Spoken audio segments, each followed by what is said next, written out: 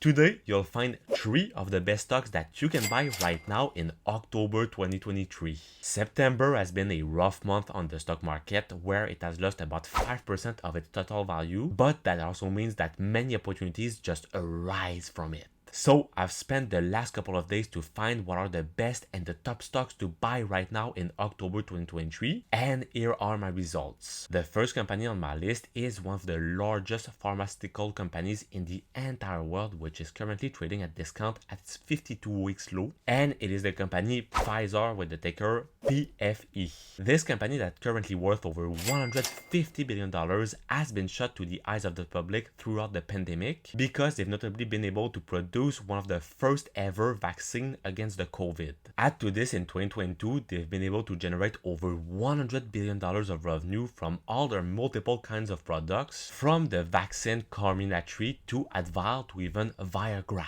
However, since the end of the pandemic, we've seen that it has become the downfall for this kind of company where it has lost about 30% year to date. And in fact, this poor performance of Pfizer can be attributed to many kinds of factors. First, you have the diminution of their total revenue where in their latest earnings report, they have dropped of over 53% compared to the same quarter but in 2022. This decrease has been justified by the company as a massive decline of all their COVID-19 medication sales. On that side, it is pretty normal to see a massive decrease in this business segment of the company because we've seen that throughout the pandemic, pretty much everyone was getting vaccinated against the COVID and their medication was very useful for the overall population. But with the normalization of the COVID that is no longer considered as a threat for the population, well, that trend has now reversed. In fact, the contribution of their COVID-19 medication to the total revenue of this business for 2023 is predicted to drop of about 62% year over year compared to 2022 to about $21.5 billion of sales. But an excellent news concerning their operational revenue growth for all of their products except the COVID-19 medicine is that they've been able to grow of about 5% year over year. And what is very interesting for the investors that are looking to invest in this massive company that currently worth slightly under $200 billion is the fact that it is currently trading at a super cheap price to earnings ratio of less than 10, add with an excellent price to book ratio of about 2 and an excellent price to sales ratio of about 2.5. Well, all of these metrics are showing that this stock would currently be massively undervalued right now. And despite having faced some important loss in terms of their total revenue growth and total earnings progression over the last couple of quarters, Pfizer is still able to generate some great profitability on their total sales with an excellent profit and operating margin of about 30%.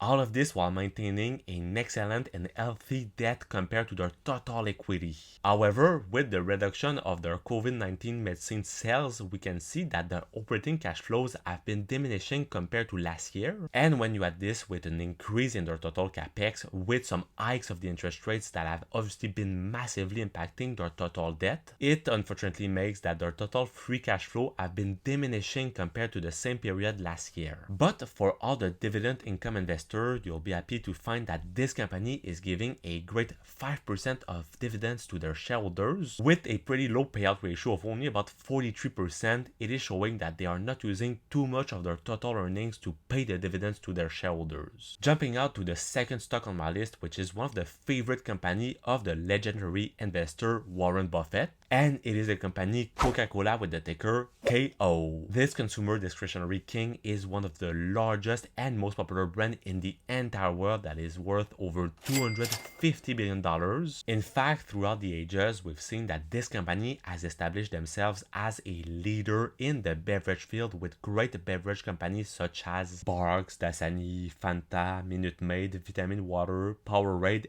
and even Jack Daniels. All of these products have helped them to generate over $43 billion of revenue in 2022. So you can see that the main difference between Coca-Cola and their main competitor Pepsi is the fact that Coca-Cola is mainly offering some beverage products, where on their side Pepsi will be offering a wider range of products from sunflower seeds to beverage and chips. Despite that, we can see that in the second quarter of 2023, Coke has been able to outperform the total revenue of Pepsi by about $2 billion by offering some higher dividends. And while Coke has been losing more value compared to Pepsi since the beginning of of the year. This has made that all the valuation metrics, for example, a price to earnings ratio of about 23 for Coke compared to a price to earnings ratio of about 30 for Pepsi, are all showing that this company would be more undervalued compared to its main competitor. Add to this, over the last couple of decades, we've seen that Coke has been able to continuously increase their dividends that is now sitting close to 3.30% right now. But in that case, why does this company has lost so much value since the beginning of the year? Well, as for most companies that are able to pay a great dividend to their shareholders, Coca-Cola has a lot of debt that can be seen by a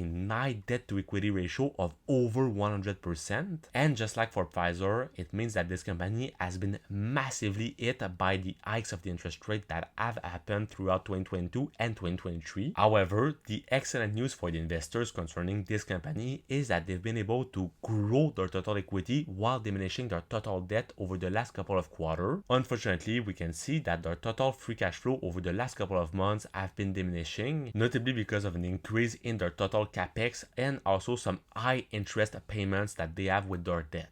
And finally, the third and last pick on my list is the American Retail Corporation, Target with the ticker TGT. This retailer that is pretty much selling everything from groceries and essentials to clothing and electronics has recently faced some important thieves problems. In fact, recently we've seen that the company has been forced to close about 9 of their total shops in the US because of theft problems. It has also been stated that violent incidents against workers at Target stores are up by 120% compared to last year. But when we take a look at the total numbers of Target stores in the US, well, the 9 stores that were closed compared to the total 2,000 stores that currently exist is pretty much a small portion of them. And so in the long term, it won't have a big impact on the total value of this company. But at the end of the day, this company will still need to find solutions against these theft problems while being able to protect their clients and their workers. Maybe they could do just like Costco, put different employees at the end of the store to check the different receipts of the clients to make sure that nobody is stealing anything. Nevertheless, I personally believe that this company might be very interesting for the investors since it is down of about 25% year to date and 10% only in the last month. And as an investor, when you take a look at the great valuation metrics of this company with an excellent price to earnings ratio of less than 15, a super great price to sales ratio of about 0.50, meaning that you are paying $1 for $2 of sales of Target. Well, once again, these indicators are showing that Target would be massively undervalued right now. However, the biggest problem that I have with this company is concerning their capex and their total debt that have been massively increasing over the last couple of months. Combined with some operating cash flow that have been diminishing over 2022 before to restart to grow over the last couple of months, it has made that in 2022 their free cash flow have become negative before to restart to grow in the positive over the last 12 months. And for those that wouldn't know, to have some negative cash flows is usually a pretty bad news for the investors because it means that the company has no excess cash on hand at the end of 2022, which could send some pretty poor signals of financial health for Target. And on your side, by investing in that business, you can expect to receive an excellent 4% of dividends that have been growing pretty well over the last couple of years. Add with an excellent dividend payout ratio, it means that the dividend is still sustainable on the long term. So there you have it. Those are 3 great stocks to have on your watch list for the spooky seasons that is coming to our door. At the moment and at these levels, these stocks would currently be undervalued according to the different financial metrics. And with their strong business model, they should be able to provide some great capital appreciation over time by giving also some excellent dividend payments every single quarter. But on your side, if you're looking for a stock that is giving close to 8% of dividends to their shareholders and that also has a lot of potential of capital appreciation over the next couple of months and years, well, check out the video that's going to be right over here and I will see you soon. Peace!